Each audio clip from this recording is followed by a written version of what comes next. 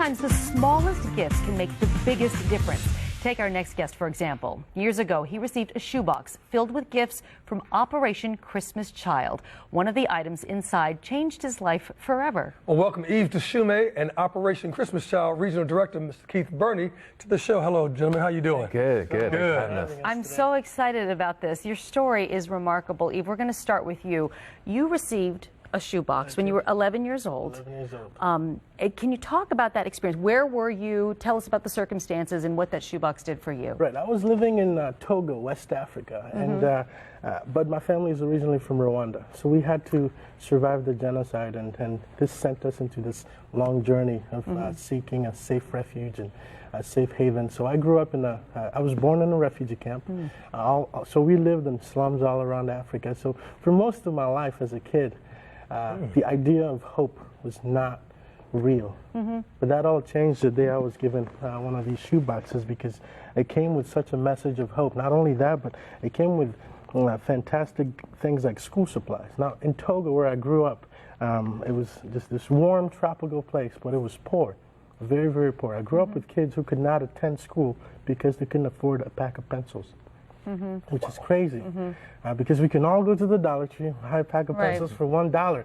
Better yet, some of us in our homes, in our couch cushions, we have enough school supplies left in there to supply an entire school, but this community was so poor and desperate. And the day we received our shoeboxes, they came with school supplies, and a lot of my friends were able to attend school for the very first time ever. Because of the shoebox and the pencils. Shoebox and the pencils and all these things. And the most memorable gift I had in my box was a red toy car, which is just amazing to me, because I'd never had my own car or toy. Well, didn't you also got a scarf in that box, which was, you know, talk about the significance of that scarf. Right, so I was living in Togo, which is a really warm place. Look at you, how cute you are. There's a picture. Yeah. And you know, I actually brought it with me today. Oh, you did? This is the You scarf. still have it all these years later. 11 years later. Wow. You know, I grew up in a place that was warm. We didn't need this thing. But this thing came in my box. I had no clue what it was. I tried trading it for a soccer ball that year. This kid said no. What do I do with it? I just said no. They were like, this is a terrible deal. Of course it was. But in my mind, I thought, you know, I'd eventually, you know, turn it into something. Maybe a Band-Aid if I ever got hurt playing soccer. But fast forward 3 years later, my family was resettled to Buffalo, New York.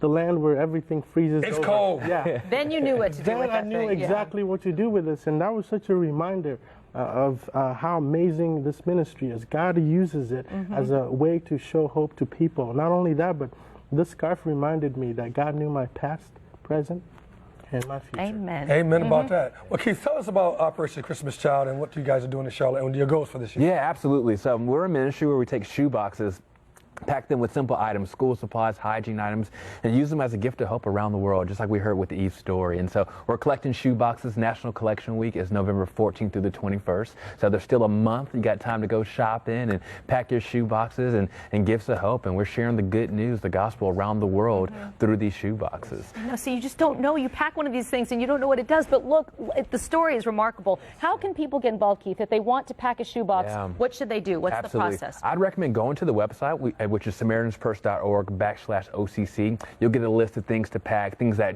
aren't good in a shoebox.